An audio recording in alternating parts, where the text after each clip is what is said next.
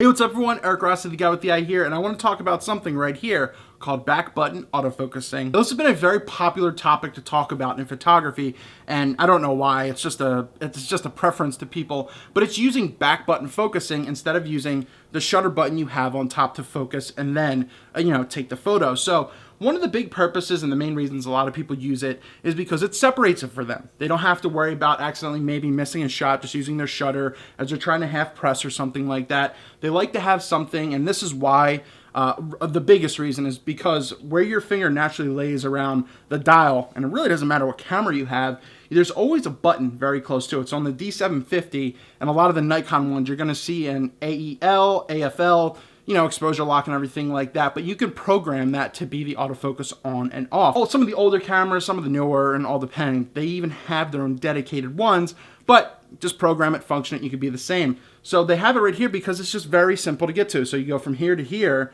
and you're already just ready to focus, and then you just press the shutter, and you can let it fire. So the most common use for something like this is definitely sports photography, and that's why a lot of people there use back button autofocusing, is because they can have an autofocus continuous on, hold that in, and it really only concentrates just on the focusing. That's the whole point. And then they can take the photos as they need regular way.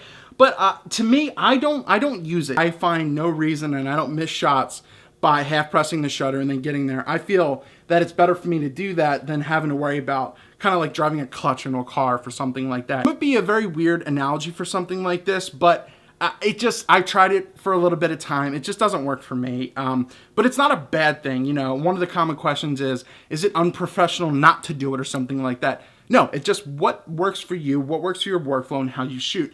To me, I like to have this maybe as something else, maybe as the record button or something like that, or quick access to ISO, especially on this camera. You see the D750, I have to hit this button here, and then I can roll the ISO up and down. So I actually like to have the ISO something up here. So that way, as I'm looking through, I can just make that the ISO and do something like that. But it really just comes down to personal preference. But really, that's back button autofocusing. It's very simple. It's very easy. As I said, a lot of sports photographers do use this. So if you find maybe you are missing shots or something like that and it's not user related, try back button autofocusing. Try setting a function or assign a button to concentrate on the autofocusing, and then try to do it as it is. So once again, click it in. If it's autofocus single, if you hold it in, it will only do it on the one spot wherever you have it. But if you have it on continuous, it can track whatever you are throughout the frame.